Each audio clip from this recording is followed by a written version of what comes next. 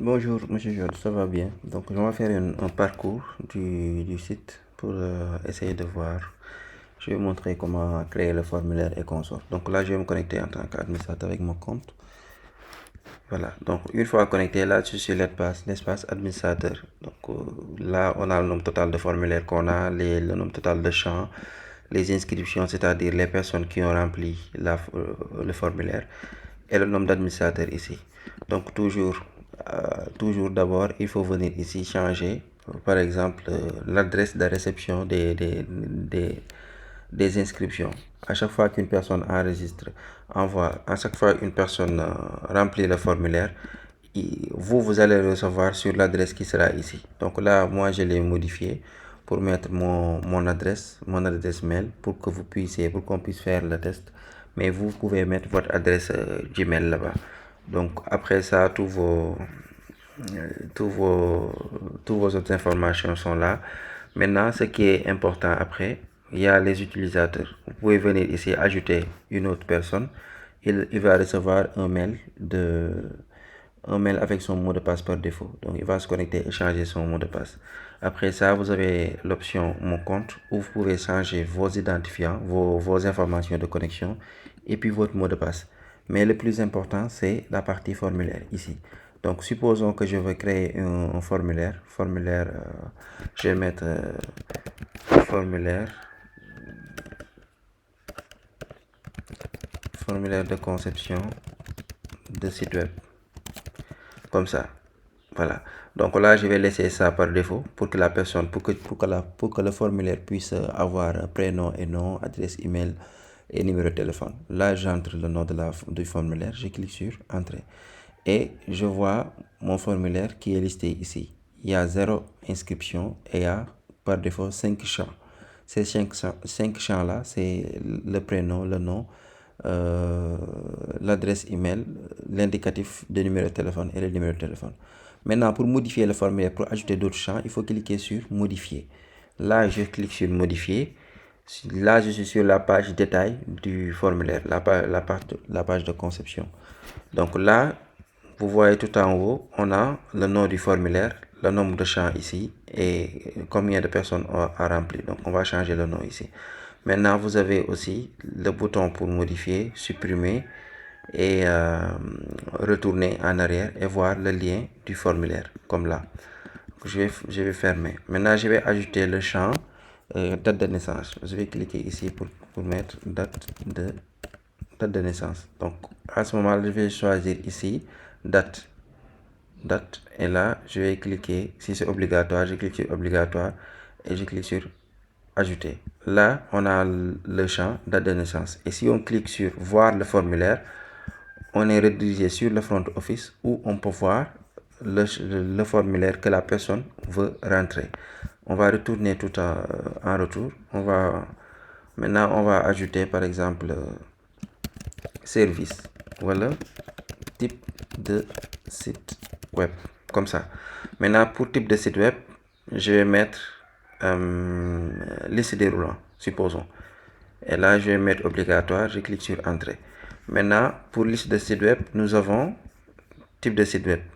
Et puisque c'est un menu déroulant, il faut que la personne puisse choisir parmi plusieurs choix qui sont proposés.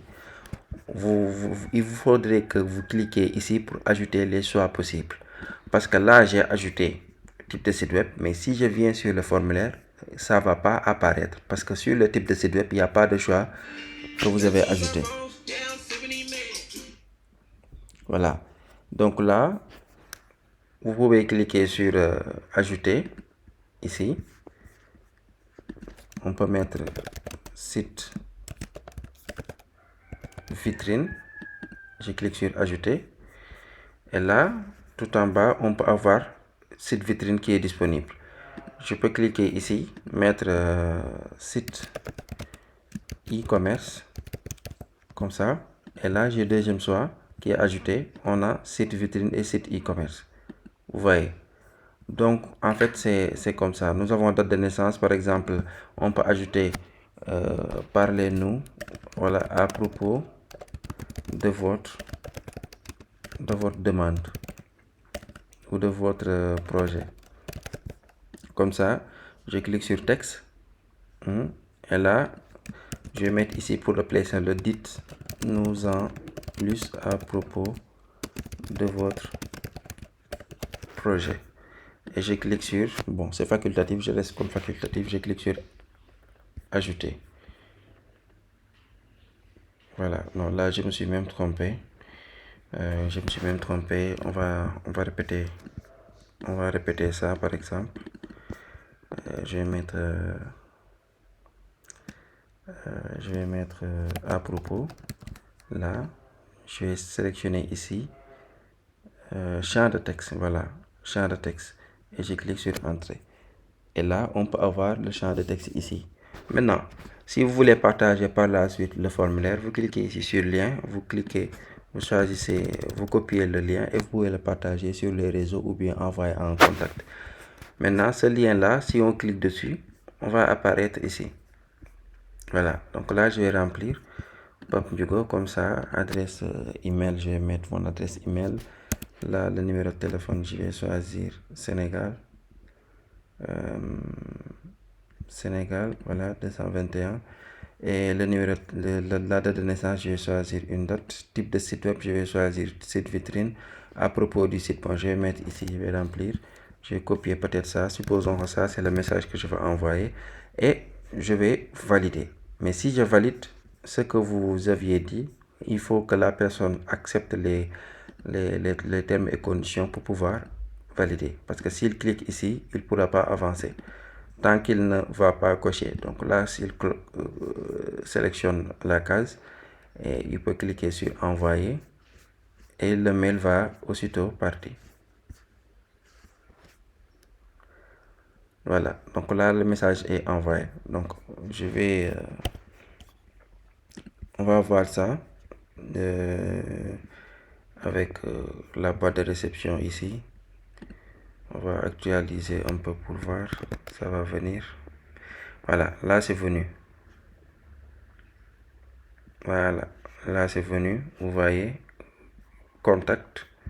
Donc voilà, bonjour, vous avez une formulaire de Pape Ndiougo sur le formulaire conception de site web. Donc là c'est mon prénom, c'est mon nom, adresse email indicatif du pays, le numéro de téléphone, la date de naissance, quel type de service site vitrine et en propos. Donc on va remplir la partie en propos qu'on avait rempli, c'est ça. Et vous allez recevoir toutes les choses de cette manière. Donc toujours pour les récits déroulants, il faut ajouter des options pour que ça puisse marcher.